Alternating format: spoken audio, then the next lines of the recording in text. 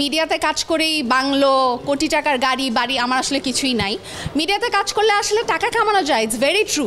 মিডিয়াতে কাজ করে আপনি অনেক টাকা কামাতে পারবেন, বাট আমার মতো যারা কম কাজ করছে বা খুব অনেস্টলি কাজ করছে তাদের পক্ষে আসলে এত টাকা কামানো সম্ভব না যদি না সুগার ড্যাডি না থাকে। সো আমার ক্ষেত্রে এই জন্যে আমার কোনো টাকা পয়সা নাই, আমার কোনো বাড়ি নাই, আমার নিজস্ব কোনো গাড়ি নাই। আমি সারা জীবন বাপের গাড়িতে চড়ছি অ্যান্ড এখনও আমার নিজের কোনো বাড়ি নাই। সো ভবিষ্যতে সুগার ড্যাডি হওয়ার কোনো সম্ভাবনা 100% নাই। অবশ্যই লয়াল হওয়া উচিত, সব ছেলেদেরই লয়াল হওয়া উচিত। চিট করা উচিত না। আমার মনে হয় চিট করলে টুডে আর টুমরো তুমি ধরায় খাবাই। ওই যে অনন্ত জলিল বলছেন না যে একটা মিথ্যা কথা বললে অনেকগুলা মিথ্যা, তারপর কী জানি। সো এই জন্যই আসলে চিট করা উচিত না, লয়াল থাকা উচিত। কারণ একটা সময় তুমি ধরা খাবাই বাবা, মানে চোরের 10 দিন গৃহস্থের 1 দিন। সো চিট করা একদমই উচিত না। সিনেমা আসলে আমি যখন অনেক পিচ্ছি, যখন সিনেমার এবিসিডিও বুঝতাম না, তখন ইমপ্রেস টেলিফিল্মের ব্যানারে সামিয়া জামান ম্যাডামের পরিচালনায় আকাশ কত দূরে একটা কাজ করেছিলাম চ্যানেলের।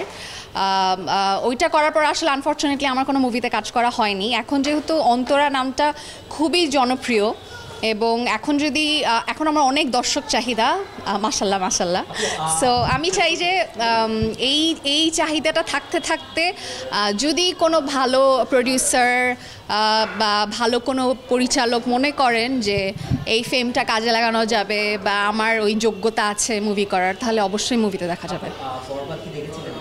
এখন পর্যন্ত দেখতে পারিনি, বাট আমি খুব দেখতে চাই।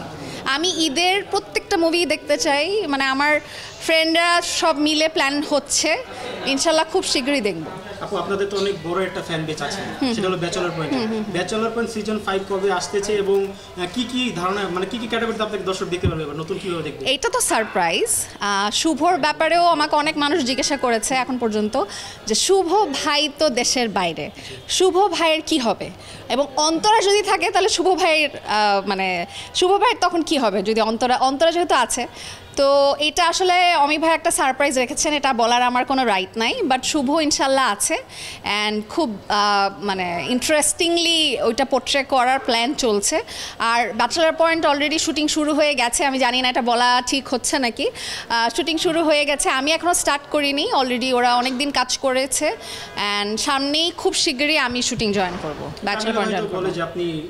অ্যাক্টিং আর কি বলে যে আপনি অনেকজনকে ধোঁকা দিয়েছেন, বাস্তব জীবনে কজন ধোঁকা খেয়েছে আপনার কাছ থেকে এবং নতুন করে কোনো কারোর সাথে জড়িত না? অ্যাওয়ার্ডের অনুভূতি তো ডেফিনেটলি ভালো, কারণ হচ্ছে এটা একটা শিল্পীকে ভবিষ্যতে কাজে আরও বেশি আগ্রহী করে অ্যান্ড যেটার জন্য পেলাম সেটা হচ্ছে ব্যাচেলার পয়েন্ট, যেটা আমাকে একটা নতুন লাইফ দিয়েছে।